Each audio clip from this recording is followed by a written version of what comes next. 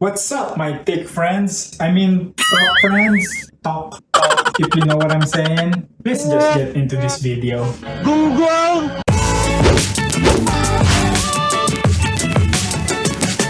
In this video, I will be unboxing my first hot-swappable mechanical keyboards, and I will try customizing it. So I'm not sure which one I'm keeping yet, so watch until the end to find out. Oh, by the way, my name is Vince. My name is Jeff. Let's start with the keychron.ke. It's a 75% keyboard with Gateron brown switches, with only white backlight, so no RGB goodness. Alright, let's see what's inside. We have foam, instruction to change it for Windows or Mac user, paperwork, extra keycaps, the charging cable, or if you don't want to use it wirelessly, you can use it wired. And function kit, another function kit, para tong chani and the keyboard itself. There's no keyboard cover and another paperwork. Alright, let's see what's the dimension of this thick keyboard. So it's about 14 inches, 6 inches. Let's see how thick it is. 3 inches thick. Alright, I am no expert on reviewing keyboards. I just know what feels good for me. So it might differ on different persons. But they say, like the bend, this is hard to bend. And they said the knock-knock test. Ginagaya ko lang yung mga nagre-review sa YouTube.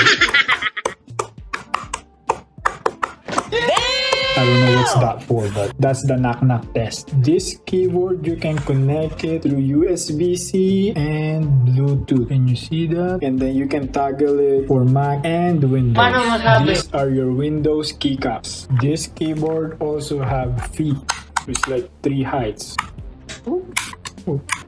Let's see how this keyboard sounds. Okay. This is K2 Gateron brown switch.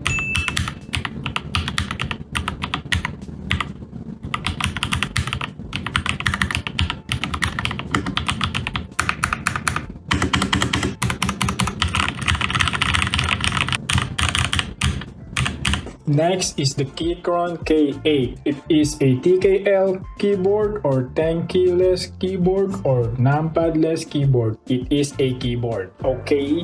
So it's a TKL keyboard, my friends, with Gateron red switch. And this, my friends, have RGBness, lightness, super goodness, RGBness. Enough with the corny jokes, and let's see what's inside. So, another black foam instruction thingy, the same USB-C to USB-A charging cable. This is the Apple keypad and your panong kit. Or maybe this one is not hot swappable. And another paperwork. Oh, this one have a keyboard cover or dust cover. See that? And that's the TKL. This keyboard is the same connectivity and toggle for Windows and Mac users, wireless and wired, and also have 3 feet. So let's do the knock-knock test for you guys.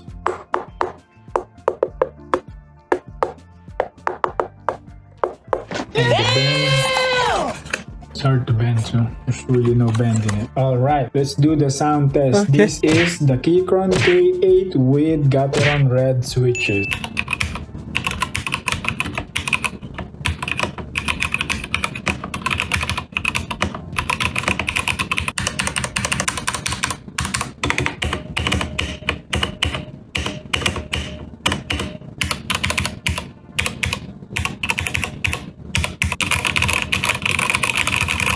So this one is not hot swappable, but you can still change the keycaps. Let's do a side-by-side test.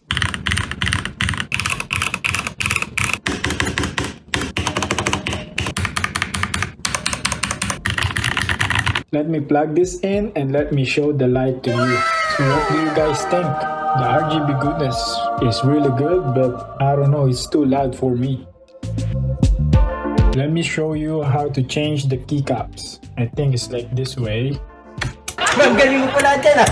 Hindi ko alam ah. That one is definitely harder. As you can see, this one is Gateron brown and this is Gateron red, the loud one. So it's hard to tell which one is really hot swappable. So make sure you guys know what you bought. But like I said before, the K8, this one is not hot swappable, but this one is. So let's do this one.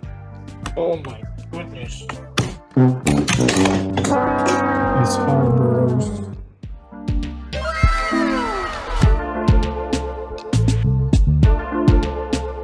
Alright, let's see if it's harder to put it back. Way easier than pulling out, so just keep it in. Alright, let me show you the accessories. We have the tester, we have the HyperX pudding keycap, and we have these two cheap one keycaps. Oh, this one looks nice. Let's try the switch tester. I like a silent one, so let's see which one is the best for me.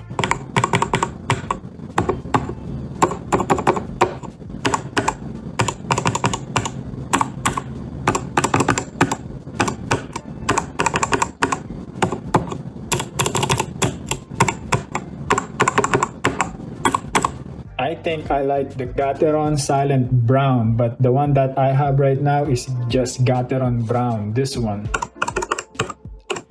For this. So this is the HyperX pudding keycaps. I think it will look good on RGB. This one look like for aesthetic one, it will look good. And as you can see, this one is Escape and X because I didn't realize that I bought a 60% keycaps. You see, I'm an expert on this one. Messing up. Let me show you closer. Alright, let's talk about price. This is $89. This is $85. This is $15. This is $17. And this is $25. And this is $30. And my friends, this is what I ended up with. What do you guys think? This? And that's my lame unboxing of Keychron keyboards. K2, K8, Keychron keyboard. If you like this kind of content, like and subscribe to my YouTube channel. And thank you all for watching. Have a blessed day. Peace. Ganda. Mali ko yan.